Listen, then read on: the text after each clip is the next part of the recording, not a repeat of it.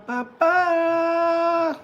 Hey, I'm live. It's Sunday, November 8th, 9th, 8th. Woof. How's it going, folks? Just wanted to do a channel update. Haven't done one in a while, mostly because I shaved the beard a little while ago and I really didn't like that look, so I had to wait until the beard started to come back so I can show my face again. But anyway.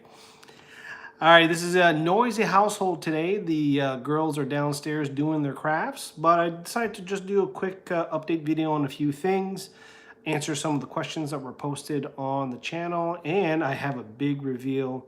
I found one of the missing GPSs that I complained about back in March. I'll tell you the story there in a bit, but anyway, a little bit of question and answer here as I go through some of the stuff here. So it looks like the video that I did on the how to contribute to OpenStreetMap looks like that got kind of well received. So I've been trying to move to, basically I've been trying to move outside of the Garmin ecosystem for the last couple months now. And I'm using some new software, mostly Gaia GPS, so that's been helping out with a lot of my GPS and tracks and all that stuff. And yeah, so I've just been working around with that, getting back into the whole OpenStreetMap thing. I haven't done anything in a while, but it's pretty good. Let's see here. Somebody was talking about the scale size between the Garmin Vivoactive IV and the Garmin Instinct or versus the Fenix 3. Basically, the Fenix watches are basically very big pieces. Instinct is a little bit smaller, a little bit thinner, and the Vivoactive 4 is quite a bit thinner. So if you're going with the Vivoactive 4, that is going to be a very, very big size difference compared to if you had a Fenix 3HR. It's a big difference. Okay, so another one here was a question that I had on the Etrex 22X waypoints video. One of the questions is, when you scroll through editing a waypoint, can you also adjust the coordinates? And the answer is yes. So when you're creating a waypoint from your current location, or if anytime you're going into that edit mode of a waypoint on the Garmin Etrex 22, or for pretty much all of them for that matter, or at least of the handhelds, you can edit the coordinates. So that's really the way where you manually create a waypoint, is to do it that way. So that's not a problem. Another question here was on the Vivoactive 4, is there a way to add activities that is not in the list? So basically the approach to that is you can make a copy. So for example, if you wanted to do geocaching, but you are using the hiking profile, but you just want to modify it because based on your data screens and all that stuff, basically make a copy of that activity and then adjust the data screens accordingly to your preferences, and that's how you kind of get around to that. Let's see. Question here on the Montana 700. I talked about the different satellites because you can do GPS plus GLONASS, or GPS plus Galileo. It does affect the battery life. The Montana 700 right now in the current firmware, the battery life is still very terrible. So hopefully that will get improved. So I would just stick with the American GPS network for that. Somebody commented, deep dive, somebody commented on the Frog Togs Ultralight 2 pants. And somebody commented here, you didn't mention the biggest downfall to these, that they were made with no pockets. That's true. That's why I bought them. That's the whole point of them, right? Don't want pockets for rain gear. Water kind of can seep in, right? Okay, a question here on to set up the intervals. This was on the Garmin Instinct. And could you set up interval training? So can you do, for example, 20-second sprint, 40-second rest, and then 20 minutes, something like that? When you're customizing workouts, you may not necessarily be able to do it all on the watch. So that's why you go on Garmin Connect. You customize your workout, you make the blocks the way you want, and then you send it to your device. But basically, the Instinct does support the custom workout, so you can set it up to do your interval training. The problem is that those custom workouts are not supported on every device. So you, like for example, the Forerunner 35, the very low end models of the Forerunner, you're not going to be able to do much with that. Let's see here. What else we got here? Somebody can say, can you make an outgoing call with the Vivoactive 4? Never tried it. I don't think you can dial out. I can't remember. I don't know. Somebody mentions again on the Instinct, is there a thermometer on the watch? There is a data field for thermometer. But remember, the sensor is on the wrist itself, so you may get a little bit of a different reading. So you still have, I don't know if Garmin still sells that 10-pay monitor, but we'll see. Let's see here. Somebody mentioning here on the Garmin Etrex 22X, do you have any experience putting TIFF files from the USDA Forest Service grid maps into Etrex? Basically, you're getting to the custom map area. So there's the old method, which is you use Google Earth and you did an image overlay, and then you kind of finagled the map, export it, then you can bring that into Garmin Basecamp and then send it out as a tile. The TIFFs is just a really big uncompressed image file, so you could just use a JPEG or whatever. But nowadays with the InReach, or if you use the Explorer, I believe you may have a very similar map, but I don't know what people are using nowadays for image overlay, but you can definitely still use the old method here to do that. And it kind of supports the KML format. We'll probably do that. Somebody corrected me in one of my videos. I did the satellite page on the Montana 700. Somebody corrected me that if you don't see the satellite item, you go to the setup. That's not quite right. You go to the very specific satellite setup page, but not on the actual satellite page. And let's see. And then somebody mentioned here that, where is it here? May have scrolled past it here. Somebody mentioned that the MAP 66 doesn't support turn-by-turn navigation. And I believe that is a wrong answer. I believe the MAP 66 does support turn-by-turn navigation. Remember, turn-by-turn navigation is really based on the type of maps they have supported. Now, up until a couple of days ago, I would say, I don't know, I used to have the MAP 66, I kind of lost it, don't know where it went, and lo and behold, found it. It was jammed in the couch. The little one must have grabbed it, got between a cushion or somewhere deep down, and anyway, we had people come by and they lifted up the couch and it fell down. So I turned this house upside down trying to find this because we're preparing to move. You know, the house is sold, stuff's in boxes. So anyway, so what I'm gonna do here is I'm going to figure out if this is actual an answer here. So of course I turned it on by mistake, but while I turn it on, I just wanted to show you guys, I'll do a video on this on Garmin Sizes, but you know, I had done previously, I can't remember if I'd done a size comparison, for example, the Etrex 22X versus the MAP 66, right? And then, of course, with the Montana 700, wasn't able to do the size comparison, but this is the beast. Look at that. It's so huge. It's so ginormous. Anyway, so people have been asking on comments, oh, can you use the Montana 700 for hiking and stuff? Well, two things. One, there's no attachment for hiking. It's really just meant to be on handlebars. And so you can hold it in your hand. I mean, it's a big cell phone, but I can't be hiking 8 kilometers holding this.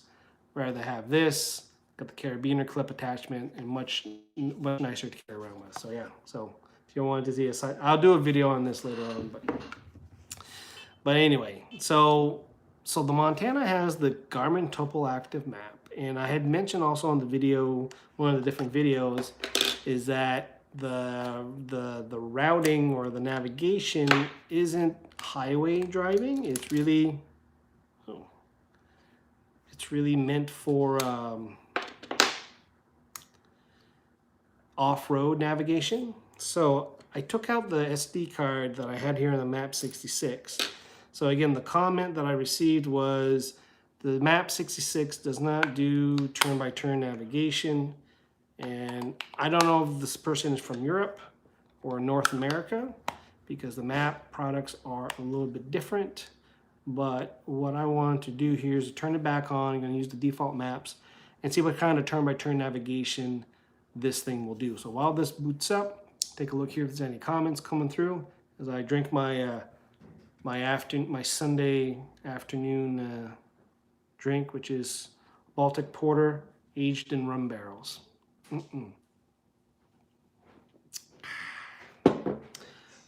All right,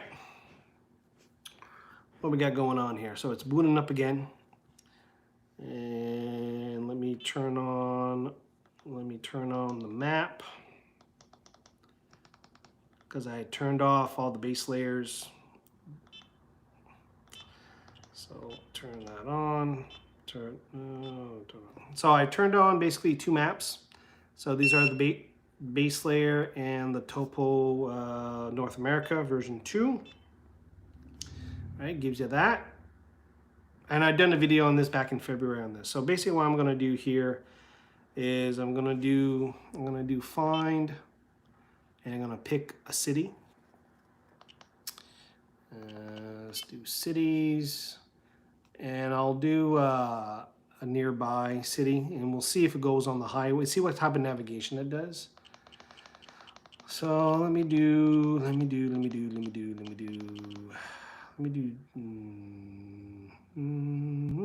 Fall River, community of Fall River. There's two ways, a couple ways you can get to Fall River from here. All right, so we're gonna go there. There's we can go through the highway, we can go through secondary roads and secondary roads. So let's see here. I'm just gonna, before I do that, I'm just gonna review the map setup. Guidance, text, navigating. Okay, I don't really see anything here, so I'm going to see what happens here. All right, as the crow flies, navigation. Now, stop navigate. Oh, so basically the question was, this was not supporting turn-by-turn navigation. So again, let's do this again. Let's go to Fall River. All right, so by default they did the as the crow flies. Now, there's a menu item here. Let's see, there's a menu item here to where you can specify the type of navigation. I'm just gonna go to the main menu, go down to setup.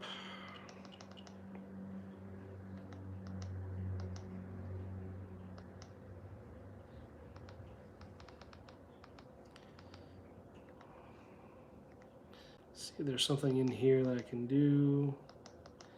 I'm trying to remember here. There used to be a point in time where you could, here we go, routing.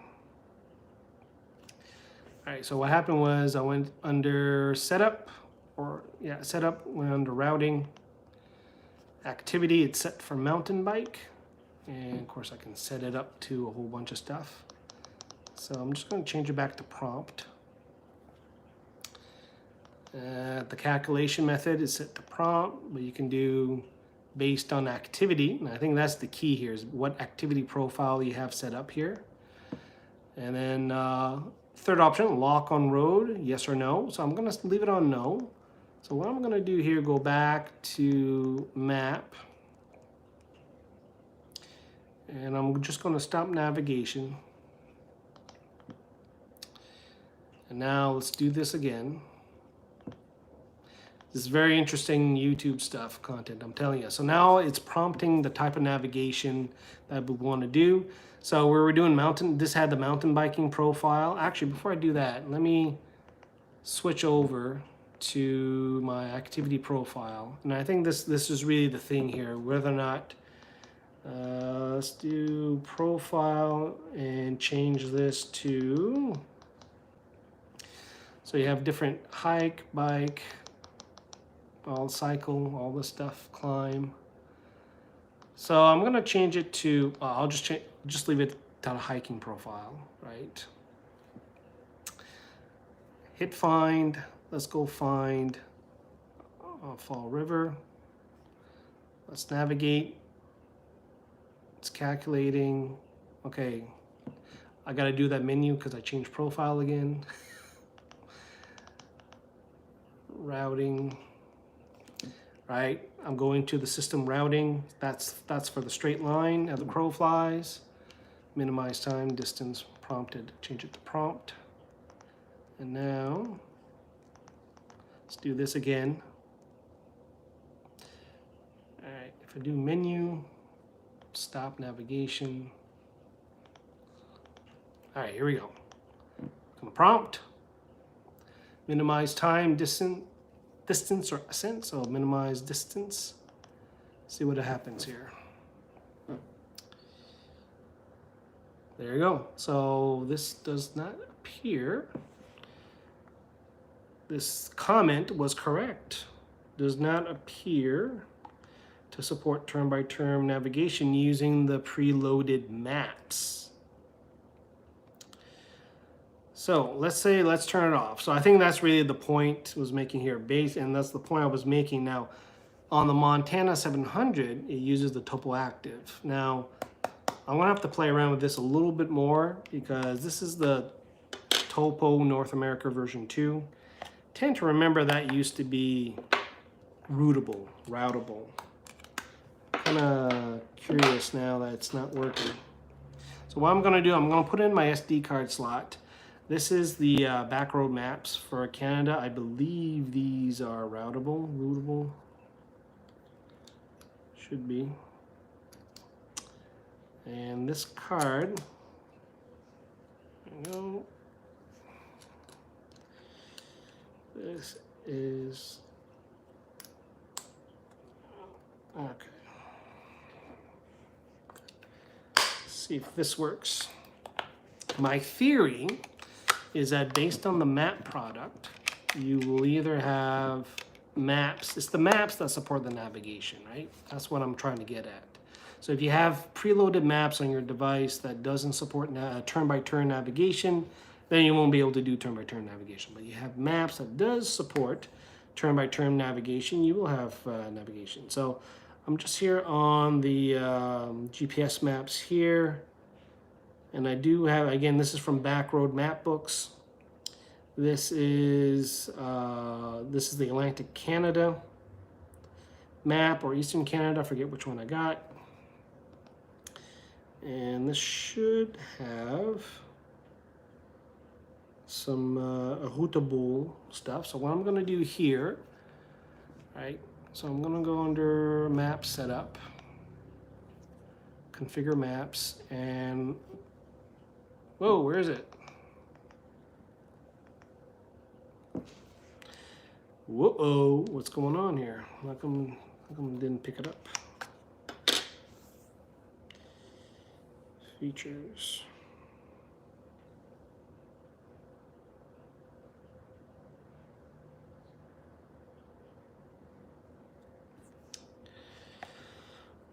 Well, that's not fun.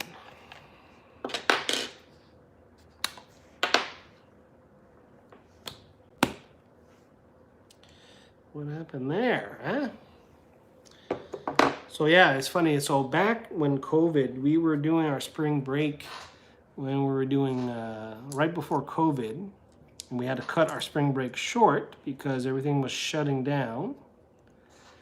And we got back, so I had the GPS stacked on the table and a few things. So anyway, with all the COVID and stuff, it wasn't until April, I started looking around. And it's like, where's this GPS? All my other GPSs are here. Like, where is this? And I'm going through the house, and it was like something else was missing. It was a couple of my legal cannabis containers. So we only had like a couple people in the house during COVID, and at this point, so I'm like, somebody stole some of my weed and took my GPS. Outrageous. So which kind of sucks because this was not a cheap GPS. This was a little bit more expensive. And anyway, I tore this house upside down trying to find it. And the hell's wrong with my SD card? Having issues with the SD card. Anyway, and it was stuffed in the track. So I think the little one grabbed it while I was away or something. After I did the video back in February. Oh, the hell? Oh, shiza. Look at that. I broke the SD card thing. No wonder that's not working anymore. Oh, jeez. Well. There goes that theory. Frick. I broke the SD card slot thing. Hopefully I can get this back on. Anyway, I think I can. Anyway, the point I was trying to make or trying to prove, I'll do this afterwards, and the point is, if your preloaded maps can't do turn-by-turn navigation, or in this case, the Montana really does off-road, doesn't do highway kind of navigation, probably because it's based on the maps.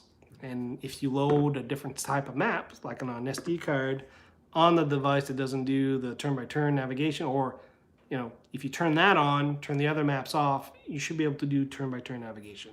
That's basically what I was getting at.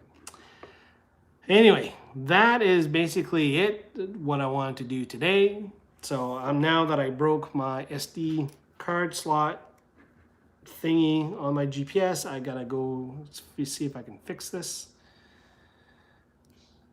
Good thing it's Sunday, and it's a good thing I have a rum barrel-aged Baltic Porter with me. Anyway, folks, there's going to be a couple of uploads coming up before Christmas. One of them, it's going to be non-GPS. Well, one of them will be GPS related. The other one is going to be a review. I got some hats. I'm going to do some videos on the hat reviews. And depending if you follow the Zolio channel, you'll see some new videos there that I've sent to them. So you may see some of that stuff. So in the meantime, you'll probably still see videos on the Map 66, a little bit more on the Montana. I think I covered pretty much everything in the Etrex 22X. This is the big thing. I tried updating all the devices on Friday with the latest firmware. I got an interesting surprise when I was trying to update this one on Garmin Express. There was a map update available in Garmin Express. So this uses Topo Active, the same map product as in this one. I got a message. You need an SD card slot because the update's too big for the device. And I've been maintaining that for this Etrex 22X, they really just ordered new faceplates that says 22X in a different color, and they left everything the same. The fact that their own update can't be supported with the onboard memory, you got to buy an SD card to do that. Poor. And not only that, I don't know about you guys, but I don't have that many cables with this plug left, right? We've all moved to micro USB. Even now, pretty much everything that I buy, new product, uses the new USB-C plug. So Garmin got to update some of their hardware. That's what I'm thinking. But anyway, folks, that's about it for today on this live stream.